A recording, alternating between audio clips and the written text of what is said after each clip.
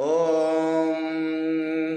नमस्तेऽस्तु महामाये श्रीपीठे सुरपूजिते शङ्खचक्रगदाहस्ते महालक्ष्मी नमोऽस्तुते महालक्ष्मी नमोऽस्तुते या देवी सर्वभूतेषु लक्ष्मीरूपेण संस्थिता नमस्तस्यै नमस्तस्यै नमस्तस्यै नमो नमः नमस्तस्यै नमो नमः।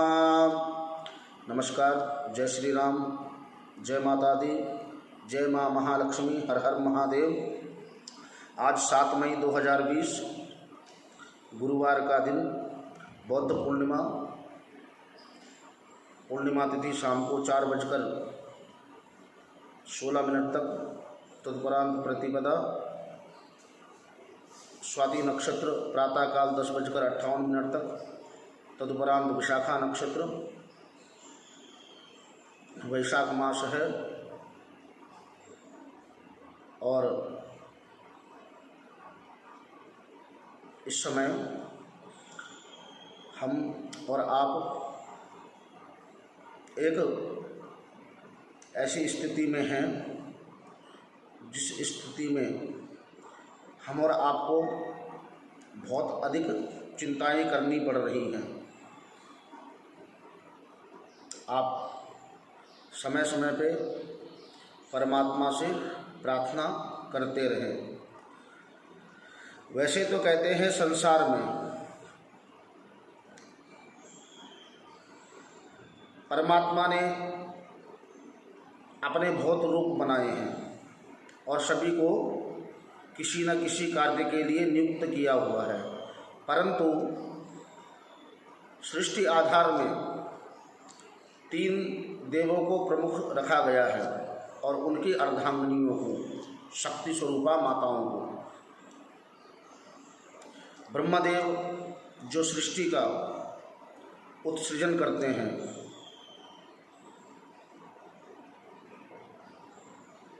सृष्टि के कारक हैं ब्रह्मदेव, उनके साथ ब्रह्माणी, वो भी उनकी सहायता करती है। सृष्टि का कार्य जब हो जाता है उत्सृजन का, उसके बाद का काम भगवान विष्णु का, वो पालन करता है। और जब आप किसी काम को करते हैं, धर्म को करते हैं, तो आपको अर्थ की ज़रूरत बहुत ज़्यादा होती है। तो उस स्थिति में माता लक्ष्मी भगवान विष्णु का साथ पालन करने में देती हैं। फिर संसार में कोई दुख, कोई बाधा या संसार से मुक्ति का जो योग है, वो भगवान शिव का काम है। उस चीज़ों से छुटकारा दिलाने के लिए अर्धांगिनी शक्ति माँ गौरी उनके साथ विराजमान है।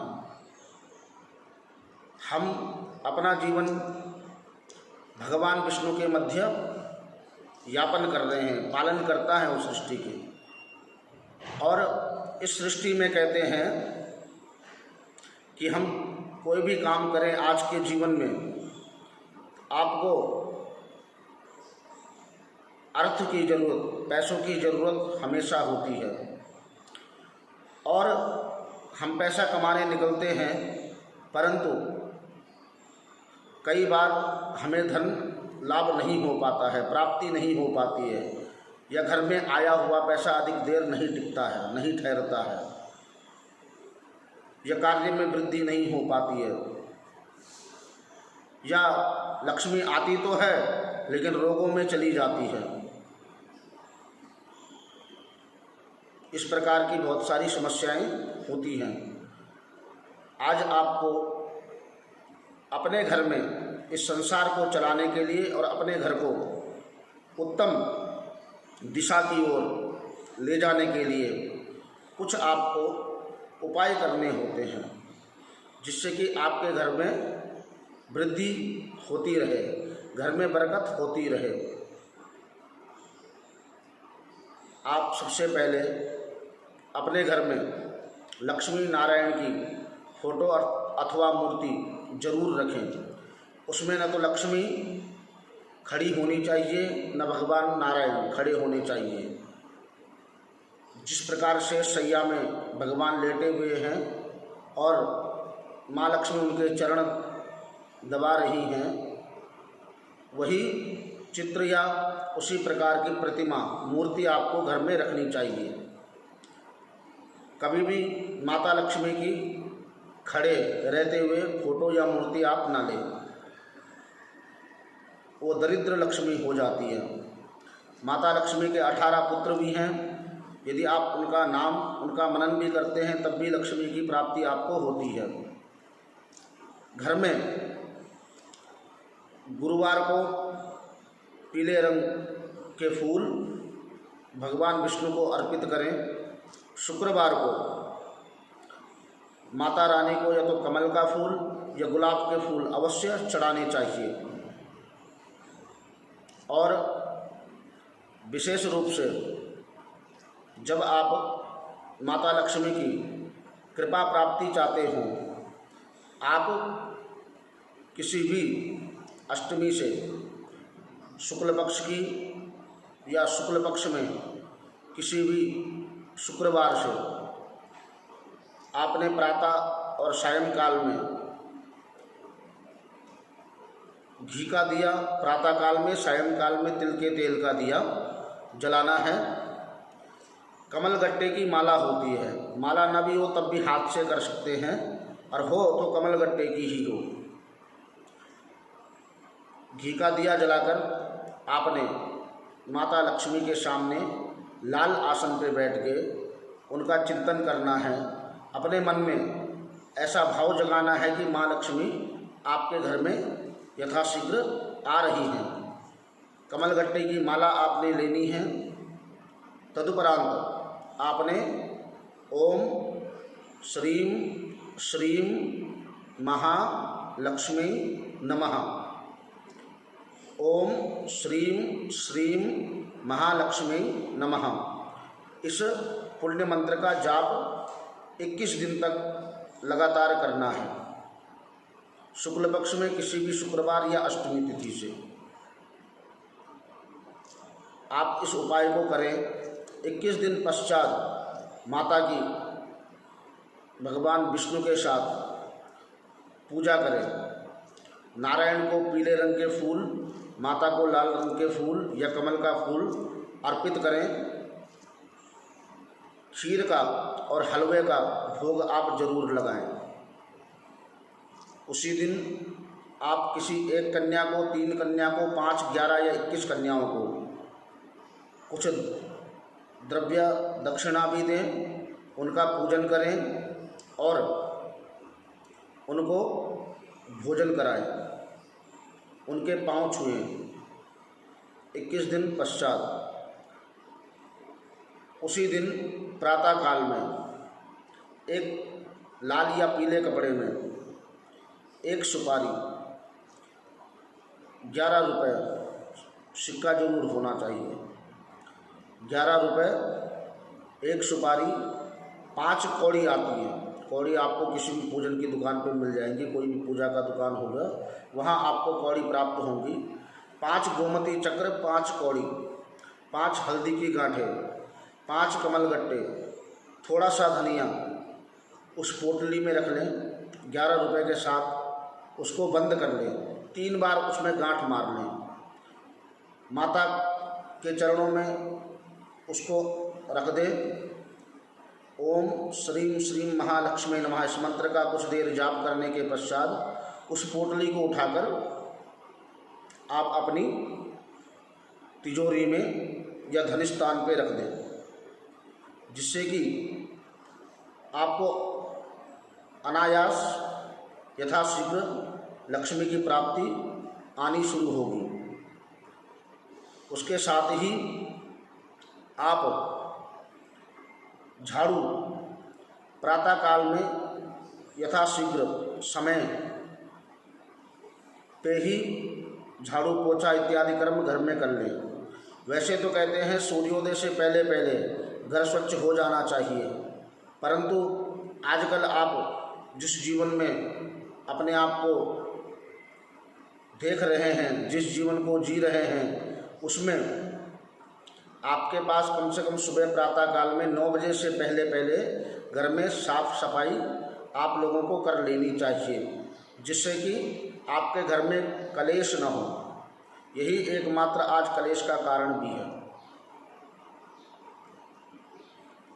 प्रातःकाल 9 बजे से पहले पहले झाड़ू और पोछा आप कभी खड़ा ना रखें झाड़ू को, और ऐसे स्थान पर रखें जहां किसी बाहर वाले की नज़र उस पर ना पड़े। सायंकाल में सूर्यास्त के बाद झाड़ू लगाना निषेध है। कभी आवश्यकता होने पे झाड़ू लगा के कूड़ा एकत्रित करके घर में ही एक स्थान पे जमा करके रख दें। सायंकाल में शुक्रवार के दिन और मंगलवार के दिन अपने घर की चौखट पे अंदर की तरफ से एक तिल के तेल का दिया जरूर जलाएं, जिससे कि स्थिर लक्ष्मी आपके घर में प्रवेश करे और कोई भी आपको शारीरिक मानसिक कष्ट हो वो आपके घर में ना आए बाहर से। कभी भी अपने पति का नाम ना ले, एक तो उसकी आयु बढ़ती है, दूसरे आपके घर की शांति भंग होती है। कभी भी अपने पति के जेब से या पर्स से बिना पूछे धन ना निकालें, उससे भी लक्ष्मी की हानि होती है। ऐसा आप ना किया करें। और श्री सूक्त का पाठ नियमित आप कर सकते हैं, जिससे कि आप अखंड लक्ष्मी को प्राप्त कर सकते हैं। विष्णु सहस्त्र नाम आजकल आपको कहीं भी यूट्यूब पे मिल जाएगा, श्री सूक्त भी मिल जाएगा, विष्णु सहस्त्र नाम भी मिल जाएगा। दोनों कम से कम पहले तो आपको पाठ करना आना चाहिए। अगर आप लोग पाठ नहीं कर पाते हैं तो कम से कम घर में उसको सुन सकते हैं, जिससे कि जैसे लक्ष्मी नारायण अपना जीवन यापन कर रहे हैं शांत भाव में,